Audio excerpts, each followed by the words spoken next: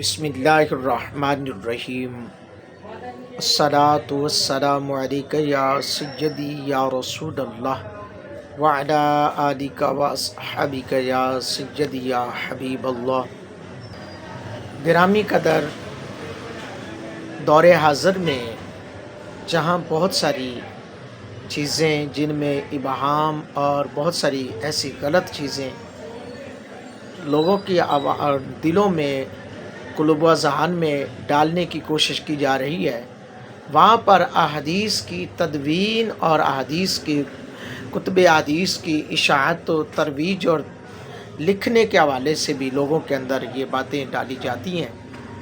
تو میں چونکہ اسی حوالے سے روزانہ کی بنیاد پر چند منٹ کی حاضری لے کر آپ کے سامنے پیش ہوتا ہوں، گزارش کروں گا کہ پوری ویڈیو کو دیکھیں، آپ کے نالج میں، آپ کے علم میں ضرور اضافہ ہوگا انشاءاللہ عز و جل۔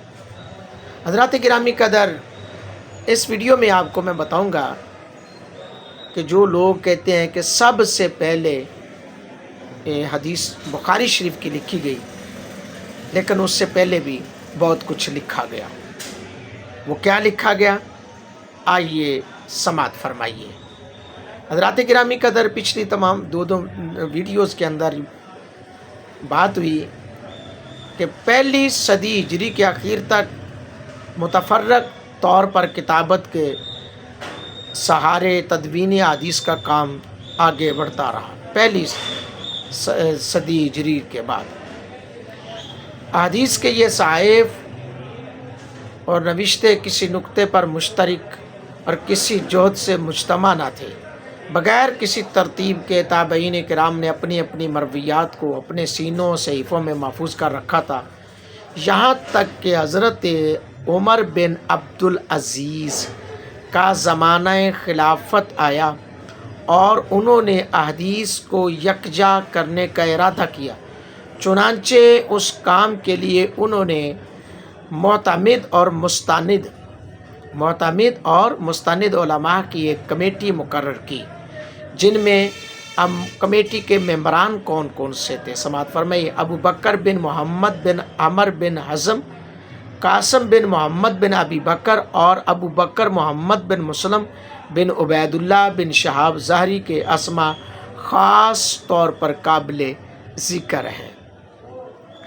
عمر بن عبدالعزیز رحمۃ اللہ تعالی علیہ نے مختلف علاقوں سے احادیث کو جمع کیا اور لکھا ہوا ذخیرہ جمع کیا، اور ابن شہاب ظاہری نے اس احادیث کے ساتھ بیان کرنے کی ابتدا بھی ابن شہاب ظاہری ہی سے نے کی ہے، اسی وجہ سے ان کو علم اسناد کا واضح کہا جاتا ہے۔ احادیث کی ترتیب اور تہذیب کا جو کام ابن شہاب ظاہری نے شروع کیا تھا، اس کام کو ان کے مایہ ناز تلامذہ برابر آگے بڑھاتے رہے، یہاں تک کہ دوسری صدی کے اخیر میں ان کے ایک نامور شاگرد، کون تھے؟ نامور شاگرد امام مالک بن انس اصبحی نے احادیث کو باب وار ترتیب دے کر پہلا مجموعہ حدیث موطا امام مالک کے نام سے پیش کیا۔ یقیناً آپ کے علم میں بڑا اضافہ ہوا ہوگا کہ جو بخاری شریف مقام کی میں نہیں بات کر رہا، لیکن جو سب سے پہلے کتابی شکل میں اگر کوئی کتاب آئی ہے تو موطا امام مالک رحمہم اللہ تعالی علیہ مجمعین آئی ہے۔ موطا امام مالک کے علاوہ امام اعظم نے اپنی مرویات کو کتاب الآثار کے نام سے پیش کیا، جس کو ان کے لائق اور قابل صد فخر تلامذہ نے الگ الگ روایت کیا۔ ان حضرات کے علاوہ دوسری صدی کے جن دوسرے متعدد بزرگ مصنفین نے فن حدیث میں کتابیں تصنیف کی ہیں، ان میں سے بعض کی کتابیں درج ذیل ہیں، آپ کے سامنے پیش کر رہا ہوں۔ سنن ابو الولید 151 ہجری میں یہ لکھی گئی، جامعہ سفیان ثوری 161 ہجری میں لکھی گئی، اور مصنف ابی سلمہ 167 ہجری، مصنف ابی سفیان 197 ہجری، जामिया सुफियान बिन ऐनी ही 198 हिजरी तीसरी सदी के जिन मुसन्निफीन ने हदीस की किताबें तसनीफ़ की हैं उनमें से बाज़ हज़रात की किताबें आपके सामने हैं।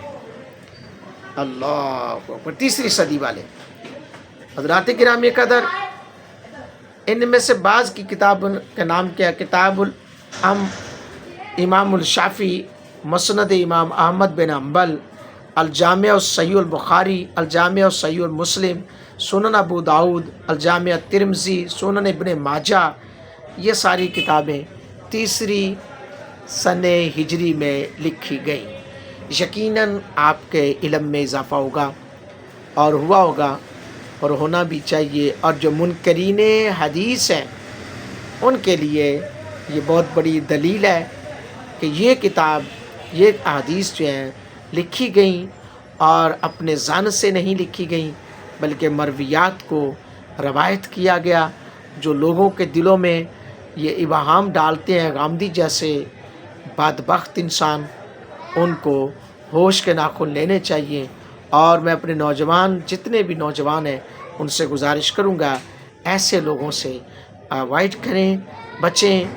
अगर आपको इस वीडियो में वाक़अतन इल्म की बात मिली है तो यकीनन आप फॉलो भी करेंगे, कमेंट्स भी करेंगे, लाइक भी करेंगे, सब्सक्राइब भी करेंगे। जज़ाकल्लाह खैरा।